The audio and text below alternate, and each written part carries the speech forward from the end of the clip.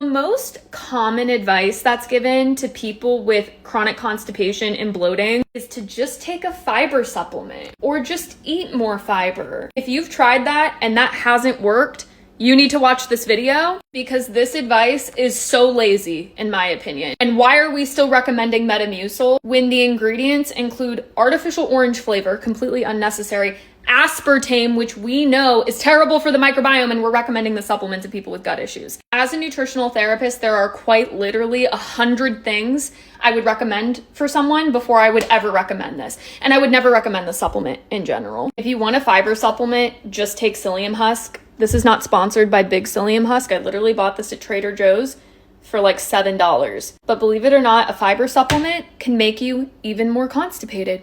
And people don't talk about this. If you start fiber maxing overnight, this also can make you more constipated. Here are a few questions you need to ask yourself if you are struggling with this. Do you have a history of doing lots of different elimination diets like carnivore, AIP, Whole30, gluten-free, dairy-free, sugar-free, all of these really strict protocols? You don't go out to eat anymore. You don't drink alcohol. You eat all of your meals at home, but you might be losing hair. You might have missing periods. You might be tired all the time. You might crave sugar. These are very clear indicators that you're under fueling. You can slam Metamucil all day, but if you are a grown woman that's eating 1,500 calories a day, for a lot of people, this is unintentional. Women are taught how to diet. We are not taught how to nourish ourselves.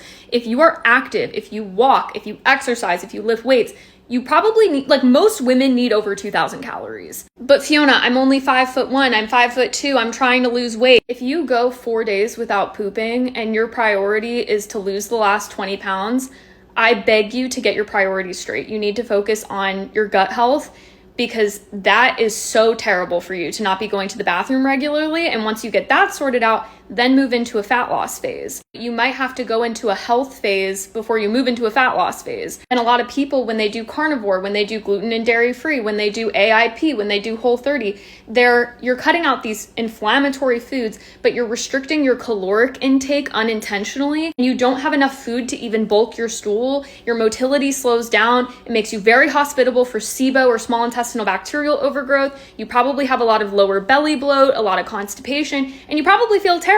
Again, most grown women who are active need 2,000 calories or more a day. Some of y'all just don't drink water, okay? And I'm calling myself out. This winter, I have sucked at drinking water, and it's created a lot of constipation.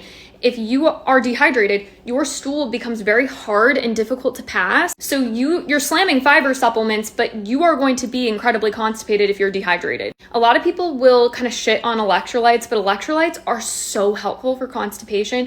I really like, and I'm not sponsored, but I really like Ultima and Pickleball by Jigsaw. Potassium-based electrolytes. Potassium is very helpful for alleviating constipation. One of the most overlooked causes to constipation has nothing to do with food or supplements, and it's chronic stress and trauma. I had chronic digestive issues since I was 5 years old, and a lot of that was rooted in trauma. When you are stuck in a chronic state of fight or flight, you have something in your gut called peristalsis, these wave-like motions of the gut. Peristalsis gets shut down completely when you're in fight or flight. Your body doesn't care about digesting that salad you had for lunch in fight or flight. Your body's only priority is to run away from the tiger. It's like, how do I tell myself this is a Zoom meeting? This is not a tiger. So a lot of the work I do with my clients actually has nothing to do with food. Like, we look at the gut, we look at food, we look at supplements, but you also have to look at your nervous system. You can be taking a probiotic, a prebiotic, a fiber supplement, doing stool testing, working with all of these holistic people, but if you are ignoring your mental health, if you are ignoring your emotional health, your emotional well-being, if you are ignoring trauma, this is keeping you constipated because the wave-like motions of the gut are completely shut down. Your body goes, cool, we really don't care if she's bloated. The only thing we care about is running away from this tiger and keeping her alive. The body really never stops keeping score, and it's humbling to say the least. There's also things like